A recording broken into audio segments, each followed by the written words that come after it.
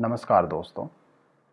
आज हम परिचर्चा करेंगे नेतृत्व के सिद्धांत भाग 3 के संदर्भ में। नेतृत्व के प्रमुख उपागमों के बारे में पूर्व व्याख्यानों में परिचर्चा की गई। नेतृत्व के प्रमुख सिद्धांतों में 2 सिद्धांतों के बारे में परिचर्चा समाप्त हो चुकी है। आज हम नेतृत्व के 2 नवीन सिद्धांतों के बारे में परिचर्चा करेंगे।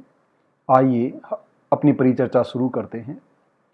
आज नेतृत्व के व्यवहारवादी सिद्धांत के बारे में विस्तार से परिचर्चा की जाएगी। नेतृत्व का यह सिद्धांत, जैसा कि इसके नामकरण से आपको अभिव्यक्त हो रहा होगा, व्यवहारवादी सिद्धांत अर्थात नेता के व्यवहार को अभिव्यक्त करने वाला सिद्धांत होता है। नेतृत्व का यह सिद्धांत नेता के व्यवहार की शैली या प्रारूप या तरीके पर आधारित होता है। अतः नेतृत्व व्यवहार एक कौशल या कला है। इस सिद्धांत के अनुसार नेता किस तरह से अपने अनुयायियों के साथ बिहेवियर करता है, व्यवहार करता है, नेता के व्यवहार करने के तरीके को, प्रारूप को, पैटर्न को ही व्यवहारवादी सिद्धांत कहा जाता है। इस सिद्धांत का मुख्य ध्येय यही है कि नेता कैसे व्यवहार करता है, इस बात का हमें मालूम करना है और नेता के व्यवहार का पता लगाना ही नेतृत्व सिद्धांत का मुख्य आधार है। यह सिद्धांत, व्यवहारवादी सिद्धांत, मुख्य रूप से क्या और कैसे शब्दों के साथ जुड़ा हुआ है, जहां पर क्या शब्द नेता के कार्य को अभिव्यक्त करता है और कैसे शब्द नेता की शैली या व्यवहार के स्वरूप को अभिव्यक्त करता है। यह सिद्धांत 2 शब्दों से संबंधित है। पहला शब्द है क्या और दूसरा शब्द है कैसे। क्या का अभिप्राय होता है नेता कौन से कार्य करता है, नेता इन कार्यों का निष्पादन कैसे करता है। क्या शब्द नेता के कार्य को और कैसे नेता कौन कौन से कार्य करता है तथा इन कार्यों को किस तरीके से करता है। कार्य करने का जो तरीका है वह तरीका ही नेतृत्व की शैली होती है, वह प्रारूप ही व्यवहार का प्रतिबिंब होता है। उस व्यवहार की खोज करना ही इस सिद्धांत का मुख्य ध्येय है। इसलिए यह सिद्धांत नेता के व्यवहार करने के तरीकों की खोज करता है। नेतृत्व की प्रभावशीलता उसके व्यवहार के तरीके या शैली पर निर्भर करती है। व्यवहारवादी सिद्धांत के अनुसार नेतृत्व कितना प्रभावशाली होगा अथवा नहीं होगा, ये इस बात पर निर्भर करता है कि नेता का तरीका कैसा है। क्या वह उदार व्यवहार करता है, क्या वह मानवीय व्यवहार करता है, उसका व्यवहार लोकतांत्रिक शैली से प्रभावित है, उसका व्यवहार निरंकुश होता है अथवा उसका व्यवहार स्वतंत्र या उन्मुक्त होता है। यह तय करेगा कि नेता की शैली कैसी होती है या वह अनुयायियों पर कितना प्रभाव रखता है। नेतृत्व की शैली के संबंध में 3 महत्वपूर्ण अध्ययन किए गए। व्यवहारवादी सिद्धांत के 3 अध्ययन किए गए हैं जो नेतृत्व की शैली या नेता के व्यवहार के प्रारूप का अनुसंधान करते हैं। पहला सिद्धांत ओहियो राज्य नेतृत्व अध्ययन है। ये ओहियो स्टेट यूनिवर्सिटी के द्वारा किया गया अध्ययन है। दूसरा अध्ययन मिशिगन विश्वविद्यालय समूह अध्ययन के नाम से जाना जाता है और तीसरा अध्ययन प्रबंधकीय संजाल नेतृत्व अध्ययन के नाम से जाना जाता है। ये 3 अध्ययन किए गए और इन अध्ययनों का निष्कर्ष क्या था अथवा इन अध्ययनों में अथवा शोध में या अनुसंधान में या इस अनुसंधान पूर्ण अध्ययन में क्या निष्कर्ष निकलकर सामने आया।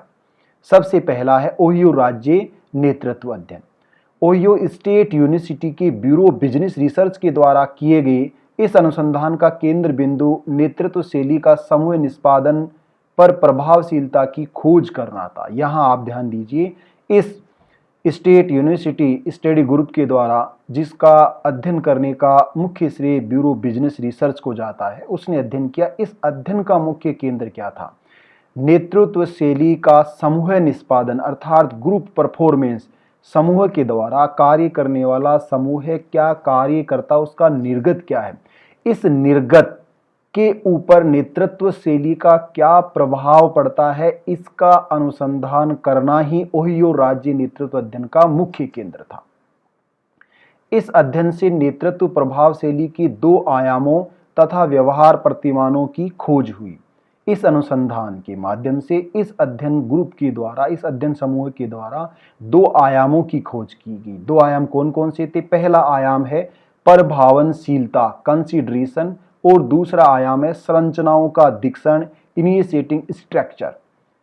इसका मतलब है प्रभावनशीलता यह व्यक्तिगत इकाइयों से जुड़ी हुई अवधारणा है। संगठन में काम करने वाले कर्मचारी, नेता और अनुयायी एक दूसरे का सम्मान करते हैं या नहीं करते हैं? उनके बीच मानवीय संबंध होते हैं, अनौपचारिक संबंध होते हैं, अनौपचारिक समूह सर्जित होते हैं अथवा नहीं होते हैं। इसका मतलब प्रभावनशीलता इस बात से जुड़ी हुई है कि संगठन में मानवता या मानव संबंध उपागम की मान्यताओं को शामिल किया गया है अथवा नहीं किया गया है। संगठन के कार्मिक द्वारा किए गए काम को पहचान मिलती है, उसको सामाजिक जिम्मेदारियों का निर्वहन करने का समय दिया जाता है, उसके काम के साथ साथ उसकी खुद की भी प्रतिष्ठा होती है, क्या उसकी गरिमा का ध्यान रखा जाता है। यह है प्रभावनशीलता प्रतिमान। दूसरा प्रतिमान संरचनाओं का दिक्षण, यह व्यक्तिगत इकाई से न जुड़कर माइक्रो इकोनॉमिक्स से न संबंधित होकर मैक्रो से संबंधित था। एक संपूर्ण इकाई के रूप में हमें देखना है, हमें संगठन को देखना है।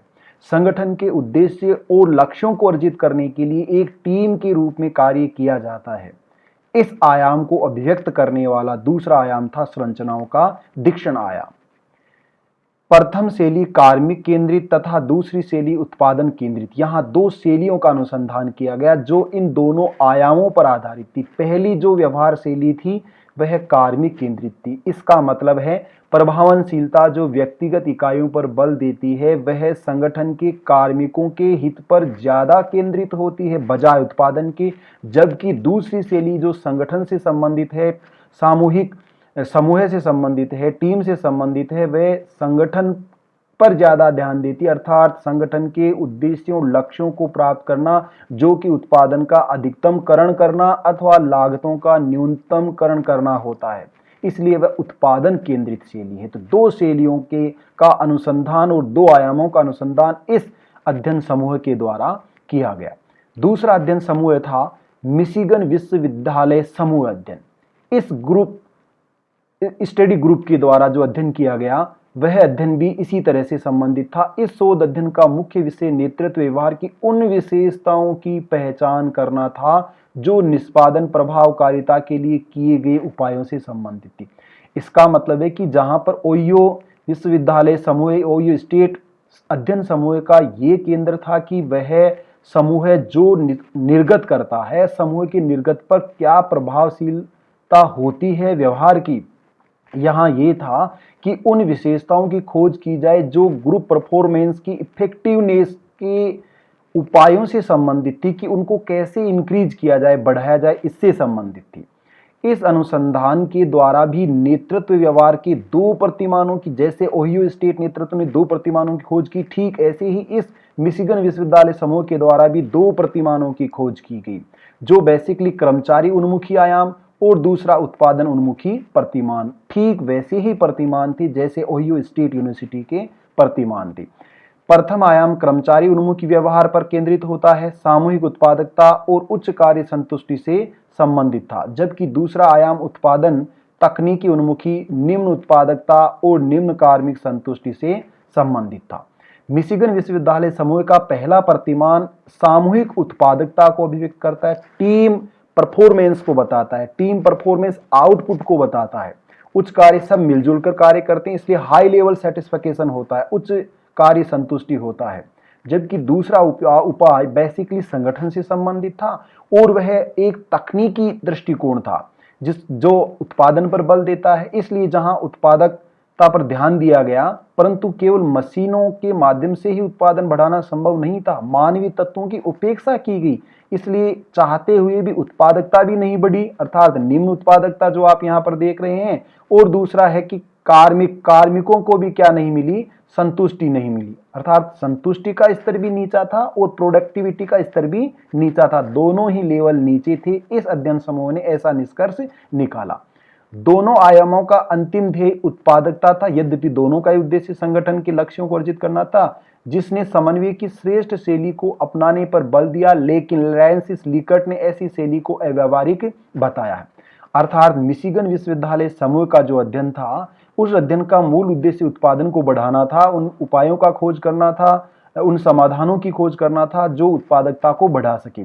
परंतु रैंसिस लिकर्ट का यह कहना है कि जिस सर्वश्रेष्ठ शैली की बात कही गई है कि कार्मिक उन्मुखी और उत्पादन उन्मुखी दोनों के बैलेंस या मध्य का कोई रास्ता निकाल लिया जाए, व्यवहार में ऐसी कोई सर्वश्रेष्ठ शैली होती ही नहीं है, इसलिए यह व्यवहारिक अध्ययन था। तीसरा अध्ययन प्रबंधकीय संजाल नेतृत्व अध्ययन, व्यवहारवादी प्रतिमान का यह तीसरा अध्ययन है और यह अध्ययन दोनों अध्ययनों के निष्कर्ष को अपना आधार मानता है। इस शोध अध्ययन के अंतर्गत पूर्व के दो अध्ययन, कौन से पूर्व के दो अध्ययन? ओहियो स्टेट नेतृत्व समूह अध्ययन और मिशिगन विश्वविद्यालय समूह को आधार के रूप में, इसका मतलब उनको नकारा नहीं गया, नजरअंदाज नहीं किया गया, उनको एक्सेप्ट किया गया है, एज ए बेस लाइन उनको स्वीकार किया गया है। स्वीकार करके जेम्स माउंटेन और आर ब्लैंक ने 1964 ईस्वी में एक प्रबंधकीय ग्रिड के प्रतिमान का प्रतिपादन किया। इसका मतलब इस सिद्धांत के प्रतिपादक कौन थे? जेम्स माउंटेन और आर ब्लैंक। और प्रतिपादन कब किया गया? 1964 ईस्वी में इसका प्रतिपादन किया गया। रॉबर्ट ब्लैंक व एनी एडम्स मैकेंजी के द्वारा इसे लीडरशिप ग्रिड का नाम दिया गया है। इस प्रबंधकीय संजाल नेतृत्व अध्ययन को लीडरशिप ग्रिड किसने कहा है? रॉबर्ट ब्लैंक और एडम्स मैकेंजी के द्वारा इसे लीडरशिप ग्रिड या प्रबंधकीय जाल कहा गया है। इस अनुसंधान के द्वारा नेतृत्व के 5 प्रतिमानों, कितने प्रतिमानों का? 5 प्रतिमानों का और उनके पैरेलल 5 व्यवहार शैलियों या नेतृत्व शैलियों को खोजा गया। 5 प्रकार, इस अनुसंधान के द्वारा नेतृत्व के 5 प्रतिमानों और 5 प्रकार की व्यवहार शैलियों की खोज की गई। प्रत्येक व्यवहार शैली एक आयाम को दर्शाने के लिए कुल 81 संभावित दशाओं वाले प्रबंधकीय ग्रिड का सहारा इसमें लिया गया। अर्थात इन सिचुएशंस को, स्थितियों को, दशाओं को अभिव्यक्त करने के लिए, दर्शाने के लिए उस ग्रिड की कुल जो संभावित दशाएं हैं वो 81 होती हैं। 9 इंटू 9, 9 इंटू 9, 81 होती हैं। इस ग्रिड की प्रत्येक धुरी, इसका मतलब ग्रिड की 4 धुरी मुख्य धुरियां होती है और एक मुख्य धुरी मध्य धुरी मानी गई है। तो 5 मुख्य धुरियां यहां स्वीकार की गई हैं जो 9 विभिन्न संभावित दशाओं को अलग अलग अभिव्यक्त करती हैं। प्रत्येक धुरी 9 संभावित दशाओं के साथ जुड़ी हुई है। हर धुरी के साथ 9 संभावित दशाएं हैं, एग्जैक्ट नहीं है, ये प्रोबेबिलिटी दर्शाई गई है, संभावना को दर्शाया गया है। प्रबंध के संजाल नेतृत्व अध्ययन, आइए इसके बारे में विस्तार से परिचर्चा करते हैं। विपणन प्रबंधन शैली प्रबंध के संजाल नेतृत्व के अध्ययन के अंतर्गत यह खोजा गया कि 5 प्रतिमान होते हैं और 5 शैलियां होती हैं। ये 5 प्रतिमान और 5 शैलियां 2 अक्षों पर आधारित होते हैं, OX और OY। यहां आपको प्रबंध के संजाल में दिखाई दे रहा होगा कि एक तरफ बाईं तरफ नीचे से ऊपर नंबर 1, 2, 3, 4, 5, 6, 7, 8 और 9, नीचे से ऊपर जाने पर इसको लो लेवल निम्न है और ये उच्च स्तर है। इस OX OYX पर यहाँ कंसर्न फॉर पीपल, इसका मतलब है कर्मचारी केंद्रित दृष्टिकोण, और दूसरा यहाँ लो से हाई, इधर भी 1, 2, 3, 4, 5, 6, 7, 8, 9 निम्न से उच्च उत्पादकता की ओर। यहाँ पर प्रोडक्शन सेंटर्ड है, यहाँ उत्पादन को दर्शाया गया है जैसा कि ऊपर आप देख रहे हैं। यहाँ कंसर्न फॉर प्रोडक्शन, इसका मतलब उत्पादन से संदर्भित। 1 से 9 है, यहाँ 1 से 9 है, इधर 1 से 9 है और ये भी 1 से 9 है। ये मध्य में 5-5 की दूरी आपको दिखाई दे रही होगी। अब यहाँ 5 प्रकार की शैलियां कौन सी होती हैं और 5 प्रतिमान कौन से हैं, 5 धुरियों पर ये आधारित है। पहली धुरी जो आपको दिखाई दे रही है विपणन प्रबंधन शैली, इसका मतलब ये इस स्तर पर है, येलो कलर से जो आपको दिखाई दे रहा है 1-1, इसका मतलब है कर्मचारियों पर भी एक स्थिति तक ध्यान दिया जाता है और उत्पादन पर भी एक धुरी या एक ब्रैकेट कॉलम तक ध्यान दिया गया है। दोनों पर ही कम ध्यान दिया गया है। ये 9वां हिस्सा है, इधर भी 9वां हिस्सा है।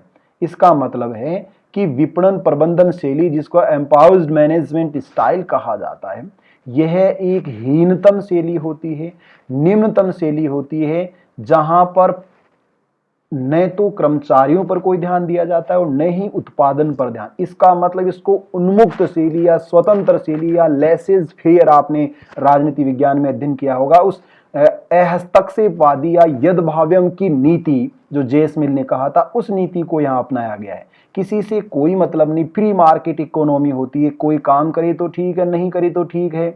इसका मतलब है कि कोई काम इच्छा से नहीं करे, ये उसकी इच्छा पर निर्भर है। यहाँ पर साम्यवादी सिद्धांत लागू नहीं होता कि अपनी क्षमता के अनुसार कार्य करें, आवश्यकता के अनुसार प्राप्त करें। यहाँ स्वतंत्रता दी गई, वो काम करे तो ठीक है, नहीं करे तो ठीक है।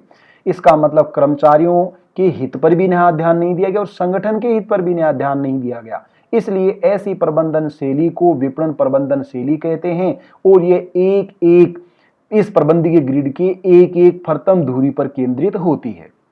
मित्रों, दूसरी जो प्रबंधन शैली है वो टीम प्रबंधन शैली है।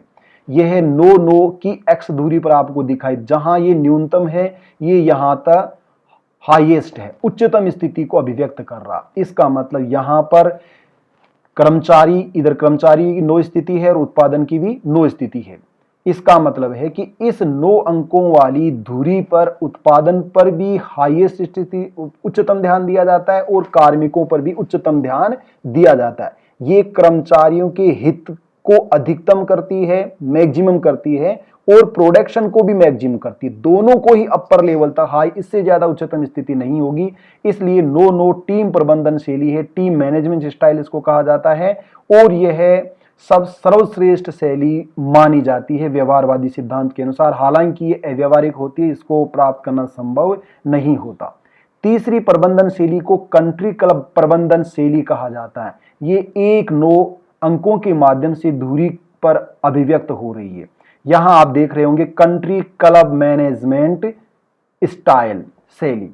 इस तरफ से कर्मचारियों पर जो ध्यान दिया जाता है वह अधिकतम की स्थिति में है, परंतु उत्पादन पर कोई भी ध्यान नहीं दिया गया। इसका मतलब है कार्मिकों की संतुष्टि का स्तर उच्चतम होता है, परंतु उत्पादन का स्तर निम्नतम होता है। ये ऐसी स्थिति है, कर्मचारी हित उच्चतम होगा और प्रोडक्शन लोएस्ट होगा, ये हाईएस्ट होगा, न्यूनतम होगा, उच्चतम होगा। यह भी आदर्श स्थिति नहीं है, अच्छी स्थिति नहीं है। इसलिए तीसरी जो विपणन शैली है उसको भी हम सर्वश्रेष्ठ शैली नहीं कह सकते हैं, उचित शैली नहीं कह सकते हैं। चौथी शैली है सत्ता प्रबंधन शैली। यह 9 एक धुरी अंकों के माध्यम से यहां आपको दिखाई दे रही है। यह प्रोडक्शन का एक्स है, जो ओ एक्स है। यहां पर प्रोडक्शन पर 1 2 3 4 5 6 7 8 9 प्रोडक्शन पर अधिकतम ध्यान दिया गया है, 9 है।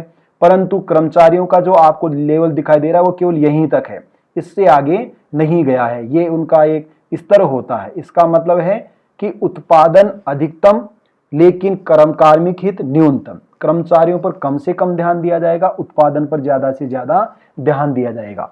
इसका मतलब है कि यह सत्ता प्रबंधन शैली होती है। अथॉरिटिव मैनेजमेंट या कंप्लायंस मैनेजमेंट इसको कहा जाता है। ऑर्डर, हायरार्की या निरंकुश शैली भी इसको आप कह सकते हैं, जहां प्रोडक्शन पर ही ध्यान दिया जाता है। कर्मचारियों को एज ए टूल्स और एज ए मीन्स यूज किया जाता है, एक साधन के रूप में उनका उपयोग किया जाता है। इसलिए कार्मिक हित पर न्यूनतम ध्यान, उत्पादन पर अधिकतम ध्यान। यह भी एक आदर्श शैली या उपयुक्त और व्यवहारिक शैली नहीं मानी जाती। व्यवहारवादी सिद्धांत के अनुसार पांचवी जो शैली होती है उसको मध्यवर्ती प्रबंधन शैली कहा जाता है। ये बीच का रास्ता है, न ऊपर और न नीचे, मिलीजुली कोऑर्डिनेशन और कॉम्बिनेशन की स्थिति है, जिसे middle of the road management style कहा जाता है। यहां पर आपको दिखाई दे रहा होगा कि यहां उत्पादन और कर्मचारियों के हित दोनों पर, ये लो लेवल है, ये मीडियम लेवल है, ये हाईएस्ट लेवल है। तो न तो उच्चतम लेवल है और न ही न्यूनतम लेवल है, मध्य का लेवल है, मध्य का रास्ता है। यहां पर आप देख रहे होंगे कि कार्मिकों का हित भी इस 5वीं इकाई तक आपको दिखाई दे रहा है और उत्पादन का हित भी इस 5वीं इकाई तक ध्यान दे रहा है। ये जो क्षेत्र है, एरिया है, उस एरिया के लिए काम करने वाली जो इकाई है, उसी इकाई को, उसी शैली को मध्यवर्ती प्रबंधन शैली के नाम से जाना जाता है। यह आदर्श शैली होती है, उपयुक्त शैली होती है और व्यवहारिक शैली भी होती है। यह प्रबंधकीय ग्रिड का मुख्य और अंतिम निष्कर्ष रहा है। देन जब प्रबंधकीय ग्रिड या इस संजाल को नेतृत्व प्रतिमान के रूप में स्वीकार किया गया, उसके बाद बहुत से विचारकों ने ये अलग अलग शैलियों की, स्टाइल्स की बात की है कि नेता अपने अनुयायियों के साथ कैसे व्यवहार करे, ये निश्चित प्रतिमान नहीं है, कैसे व्यवहार करे, इसकी भिन्न भिन्न शैलियां होती हैं। आइए उनके बारे में परिचर्चा करते हैं। सबसे पहले रेंसिस लीकर्ट ने नेतृत्व की शैलियों का अनुसंधान किया। लीकर्ट ने नेतृत्व की 4 शैलियां बताई जो 2 डायमेंशंस पर आधारित होती हैं, 2 आयामों पर। 2 आयाम कौन से होते हैं? प्रबंध के संजाल से ही यहां निष्कर्ष निकाला गया है, यह निष्कर्ष निकाला गया है कि 2 आयाम होते हैं। कौन कौन से? जो पहला आयाम कार्मिक केंद्रित आयाम होता, अर्थात कर्मचारियों पर ध्यान देने वाला प्रतिमान। दूसरा प्रतिमान उत्पादन केंद्रित आयाम, उत्पादन पर ध्यान देने वाला प्रतिमान। प्रबंधी के ग्रिड में आपने देखा कि दोनों अक्षों पर 2 अवधारणाएं हैं। पहला आयाम है कर्मचारियों पर ध्यान देना, दूसरा है उत्पादन पर ध्यान देना। इन दोनों आयामों को रेंसिस लीकर्ट ने स्वीकार किया है। इन दोनों आयामों पर उसने कहा 4 शैलियां होती हैं। आइए 4 शैलियां कौन सी हैं? नेतृत्व की 4 शैलियां होती हैं। पहली शैली होती है शोषणात्मक और सत्तात्मक शैली, दूसरी उदार सत्तात्मक शैली, तीसरी परामर्शदात्री शैली और चौथी सहभागिता लोकतांत्रिक शैली। रेंसिस लीकर्ट ने 4 नेतृत्व शैलियों या व्यवहार के तरीकों की खोज की है। पहला जो तरीका या शैली है उसको शोषणात्मक सत्तात्मक शैली कहा जाता है। इसका मतलब इस शैली के अंतर्गत अनुयायियों के हित पर कम से कम ध्यान दिया जाता है, फॉलोअर्स का शोषण किया जाता है, उत्पादन पर ज्यादा ध्यान दिया जाता है। इसलिए इसका नाम आप देख रहे होंगे अथॉरिटेटिव। शोषणात्मक होती है, एक्सप्लोटेटिव होती है। शोषणात्मक होती है, अथॉरिटेटिव सत्तात्मक होती है। सत्ता के द्वारा ही उत्पादन पर ज्यादा ध्यान दिया जाता है, इसलिए कार्मिकों का हित कम होता है। दूसरी उदार सत्तात्मक, यहां सत्तात्मक आदेश होता है परंतु लिबरल स्ट्रक्चर होता है। जो पदाधिकारी है, संगठन का मुखिया है, वो सॉफ्ट नजरिया रखता है, व्यूज रखता है, दृष्टिकोण रखता है, अप्रोच रखता है, इसलिए वह कार्मिकों के हित पर भी थोड़ा सा ध्यान देता है, परंतु यह अधिक उत्पादन पर केंद्रित है। तीसरी परामर्शदात्री, यहां सत्ता पर भी ज्यादा प्रभावी नहीं होती, सत्ता भी प्रभावित नहीं होती और कार्मिक भी प्रभावी नहीं होता है। कर्मचारियों के हित पर थोड़ा सा ज्यादा ध्यान दिया जाता है, परंतु ऐसा केवल एक स्वपन के रूप में किया जाता है, द्व्यास्वपन के रूप में किया जाता है कि उनसे बातचीत की जाती है, अधीनस्थों से सलाह परामर्श किया जाता है, परंतु ऐसी सलाह और परामर्श को मानने के लिए नेता बाध्य नहीं होता। चौथी और सर्वश्रेष्ठ शैली है सहभागिता लोकतांत्रिक, जहां उत्पादन पर भी ध्यान दिया जाता है और कर्मचारियों के हित पर, दोनों पर ध्यान दिया जाता है। इसके लिए कर्मचारियों को उत्पादन की प्रक्रिया में भागीदार बनाया जाता है, उनसे बातचीत की जाती है, उनसे परामर्श लिया जाता है, उनके परामर्श को बाध्यकारी तो नहीं परंतु स्वीकार भी किया जाता है, नजरअंदाज नहीं किया जाता। ऐसी 4 शैलियों की विवेचना रेंसिस लीकर्ट के द्वारा की गई है। नेक्स्ट है रेंसिस लीकर्ट के पश्चात लिपिट और वाहिट के द्वारा भी एक छोटे से सिद्धांत का प्रतिपादन किया गया है, जिसे सातत्य या क्रमागत सिद्धांत कहा जाता है।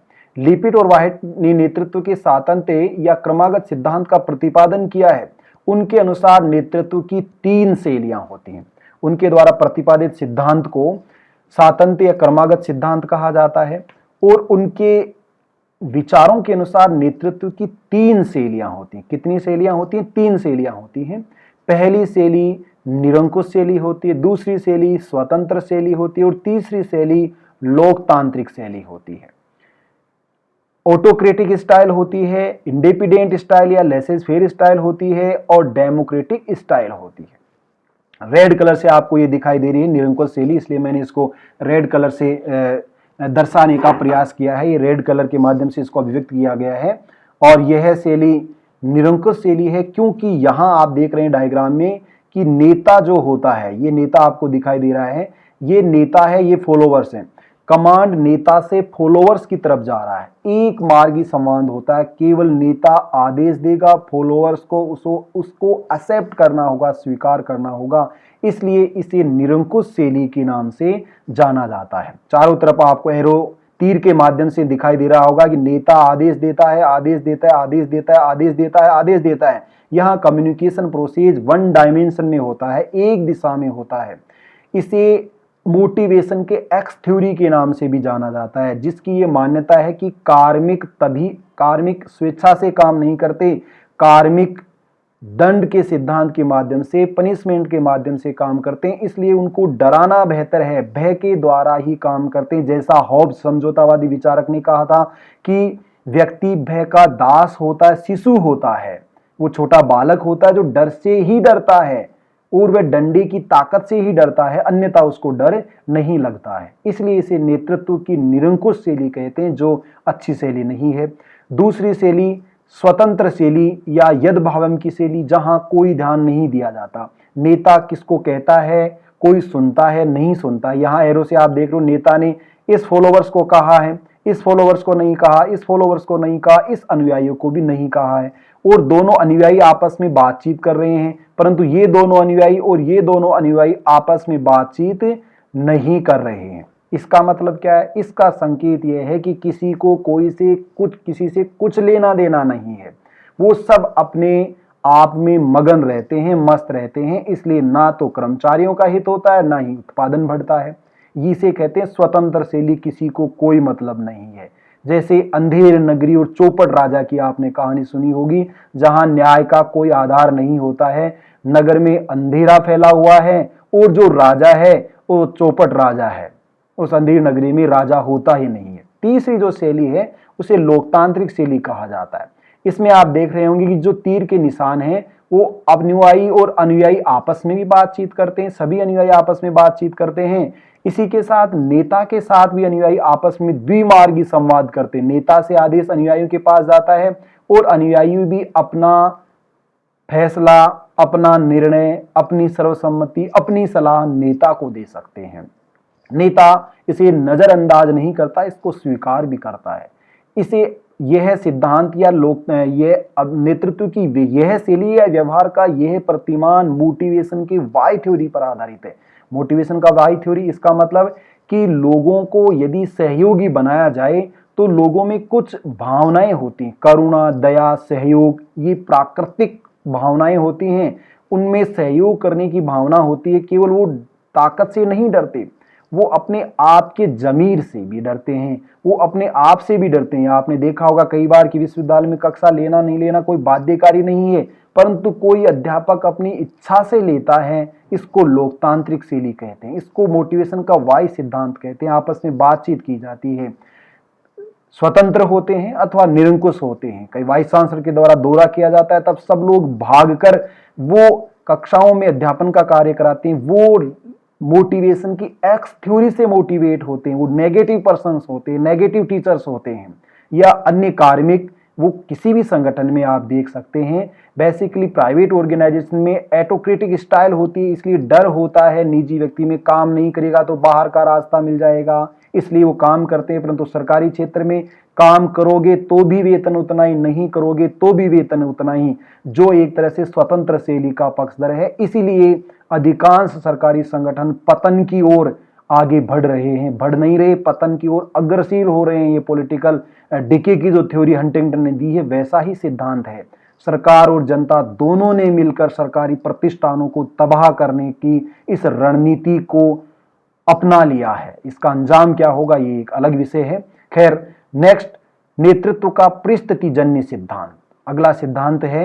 व्यवहारवादी सिद्धांत ने ये तो खोज की है कि नेतृत्व की शैलियां होती हैं, लेकिन नेतृत्व की शैलियां किससे प्रभावित होती हैं, इस बात का जिक्र उसने नहीं किया है।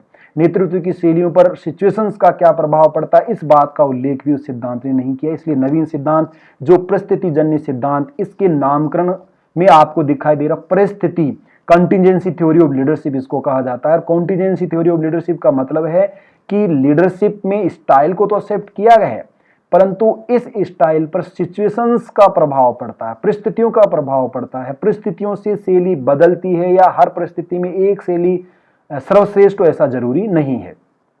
परिस्थितिवादी या परिस्थितिगत प्रतिमान नेतृत्व को जीवन चक्र उपागम अथवा जीवनवर्त विचारधारा के नाम से भी जाना जाता है, अर्थात लाइफ साइकिल या लाइफ सर्कुलर थ्योरी भी से कहते हैं। जीवन चक्र परिवर्तन का नाम ही जीवन है। प्रकृति परिवर्तन का समर्थन करती है। इसमें जो बदलाव होता है उसी बदलाव के आधार पर क्या किया जाता है, उसी बदलाव के आधार पर एक भिन्न शैली को भी अपनाया जाता है। इसका मतलब है कि वास्तव में यह एक भिन्नात्मक जो शैली होती है उसका भी प्रदर्शन होता है।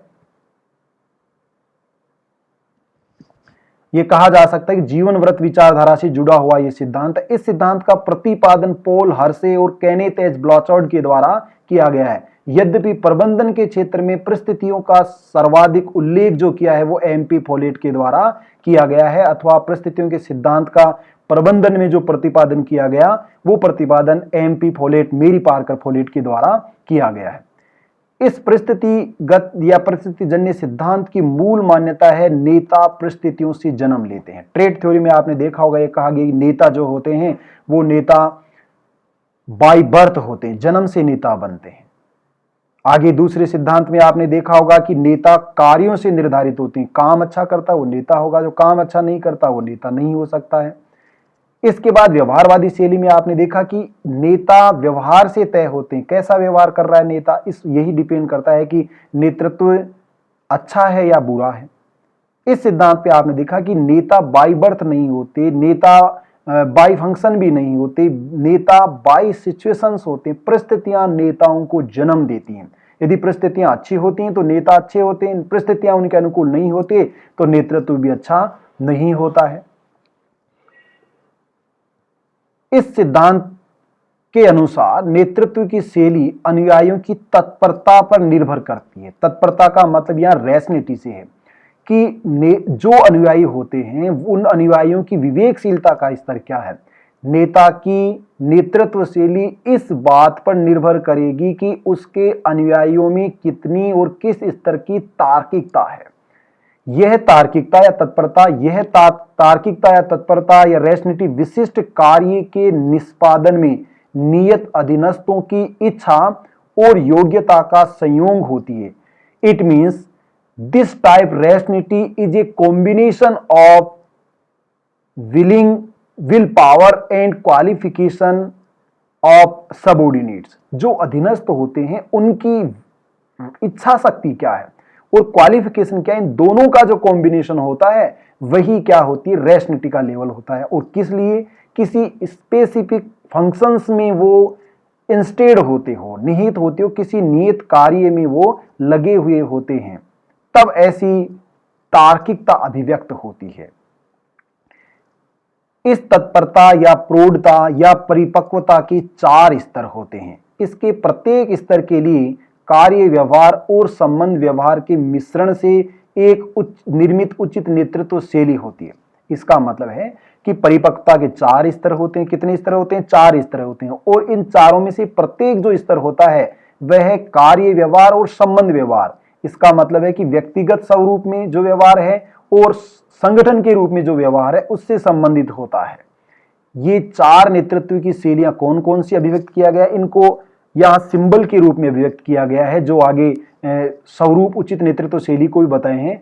R1 के माध्यम से rationality level first, rationality level second, तार्किकता लेवल थर्ड और तार्किकता स्तर 4। पहला जो तार्किकता का स्तर होता है, तार्किकता के 4 स्तर होते हैं। पहला स्तर जो तार्किकता का होता है वो एक लो लेवल होता है, लो लेवल रैशनैलिटी होता है, मीडियम लेवल रैशनैलिटी होता है और हाई लेवल रैशनैलिटी होता है। उसके बाद हाईएस्ट लेवल ऑफ रैशनैलिटी होता है। तो यहां पर आप देख रहे हैं रैशनैलिटी या तार्किकता का जो पहला स्तर होता है, निम्न अनुयायी परिपक्वता। जो रैशनैलिटी का स्तर होता है वो अनुयायियों की तार्किकता का स्तर नीचा होता है। इसलिए अनुयायी क्यों होता है ऐसा? क्योंकि अनुयायी अयोग्य होते हैं और कार्य करने के इच्छुक नहीं होते। इस कारण से रैशनैलिटी का लेवल नीचा होता है। जैसा बताया गया कि रैशनैलिटी इस बात पर डिपेंड करती है कि कार्य में नियत व्यक्तियों की इच्छा शक्ति क्या है और उन व्यक्तियों की योग्यता क्या है। जब इच्छा शक्ति शून्य है और योग्यता ही नहीं है तो रैशनैलिटी आगे उच्चतम स्तर तक कैसी होगी? लो लेवल रैशनैलिटी होगी। और इस प्रकार की रैशनैलिटी के लिए जो लीडरशिप स्टाइल होगी उसको वार्तालाप शैली के नाम से जाना जाता है, उसको टेलिंग स्टाइल कहा जाता है। दूसरा जो तार्किकता का स्तर है वो दूसरा स्तर है, ये मीडियम लेवल की होती है। इसलिए यहां पर कार्मिक काम करने की इच्छा तो रखते हैं परंतु उनमें योग्यता नहीं होती है। इस कारण रैशनैलिटी का लेवल हाईएस्ट नहीं होता, एक मीडियम लेवल होता है। और ऐसे रैशनैलिटी के लेवल पर, तार्किकता के इस स्तर पर हमें व्यवहार की बिक्री शैली को अडॉप्ट करना पड़ता है, सेलिंग स्टाइल को अडॉप्ट करना पड़ता है। रैशनैलिटी का तीसरा लेवल है जहां कार्मिक योग्य होते हैं परंतु काम करने की उनकी इच्छा नहीं होती। जैसे कि अधिकांश सरकारी संगठनों में आप देखा होगा कि वो योग्य होते हैं अधिकांशतः कठोर प्रतियोगी परीक्षाओं के माध्यम से, चयन प्रणाली के माध्यम से, हालांकि उसमें लेकुना हो सकता अलग मुद्दा है, परंतु अधिकांशतः मेजॉरिटी इसका प्रतिनिधित्व करती है। परंतु वो काम क्यों नहीं करते, इसलिए क्यों नहीं करते, क्योंकि काम की रिकॉग्नाइजेशन नहीं मिलता है, पहचान नहीं मिलती। काम नहीं करने वाले को भी उतना ही रिवार्ड मिलता है, उतना ही वेज सैलरी मिलती है जितना करने वाले को, तो कोई काम फिर क्यों करे। इसलिए योग्य होते हैं परंतु काम करने की इच्छा नहीं होती है। ऐसे लोगों के लिए या इस प्रकार की परिपक्वता के स्तर वाले लोगों के लिए यहां सहभागिता शैली को अभिव्यक्त किया गया कि उनको सहयोगी बनाया जाए, उनको पार्टिसिपेटिव स्ट्रक्चर बनाया जाए, उनको पार्टिसिपेंट बनाया जाए, उनको जोड़ा जाए संगठन में, तब वो जाकर कार्य करने के लिए तैयार हो सकते हैं। चौथी और लास्ट जो तार्किकता का स्तर, अंतिम स्तर है, वो उच्चतम स्तर होता है। ऐसा क्यों होता है? क्योंकि यहां पर सबऑर्डिनेट्स योग्य होते हैं और सबऑर्डिनेट्स की काम करने की इच्छा भी होती है। इसका मतलब है कि अगर मन लगाकर ये कार्मिक कार्य करते हैं तो इन कार्मिकों की जितनी प्रोडक्टिविटी आपको कहीं भी देखने को नहीं मिलेगी।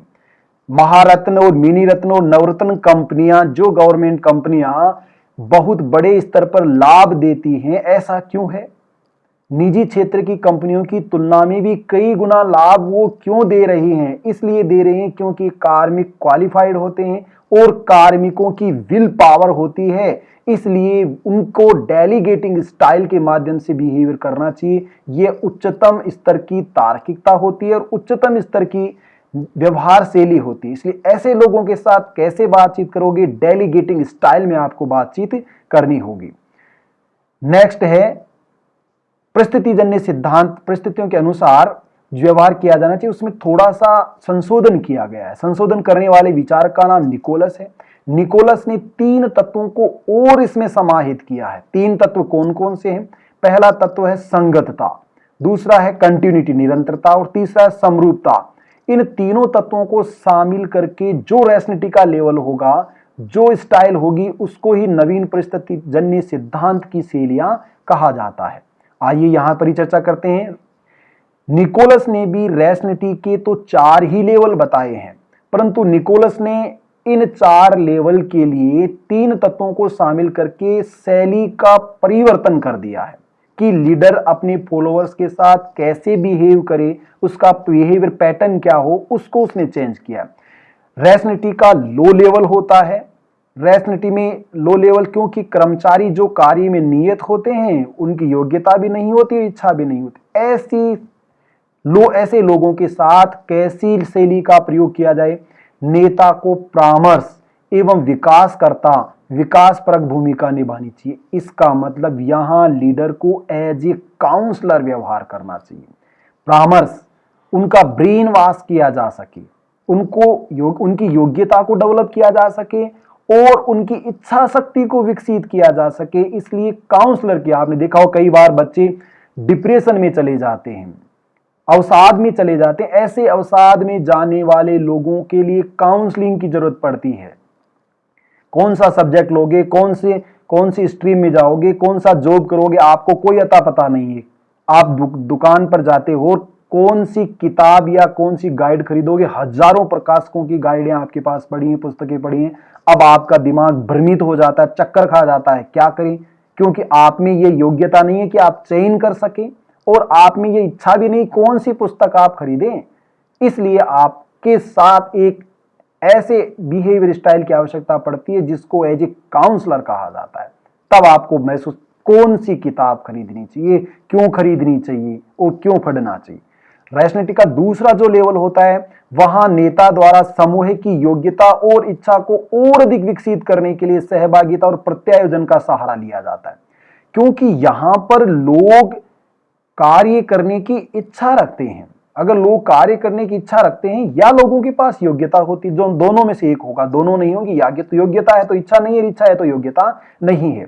अगर ऐसा स्वरूप है तो लीडर्स को पार्टिसिपेटिव स्ट्रक्चर की स्टाइल अपनानी होगी, डेलीगेशन की स्टाइल अपनानी होगी। तीसरी स्थिति में वो कह रहा है कि तार्किकता के तीसरे लेवल में जो नेता होता है उसको कोच की भूमिका का निर्वहन करना होता है। इसका मतलब होता है कि यहां केवल और केवल आपको गाइड करना होता है। जहां जहां गलतियां हो रही उन गलतियों को और त्रुटियों को, कमियों को दूर करना होता है। अगर आप ऐसा करते हैं तो ये तार्किकता तीसरे लेवल की अच्छी शैली होगी। तार्किकता का चौथा लेवल जो उच्चतम स्तर होता है, यहां पर नेता को एक ड्राइवर और चालक की भूमिका ड्राइव करने की भूमिका निभानी होती है, क्योंकि यहां पर कार्मिक योग्य भी होते हैं और कार्मिकों की इच्छा भी होती है।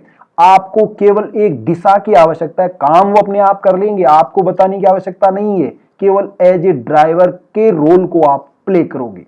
यह कहना है निकोलस का संशोधित परिस्थितिजन्य प्रतिमान में। और इसी के साथ आज का यह व्याख्यान पूर्ण हुआ।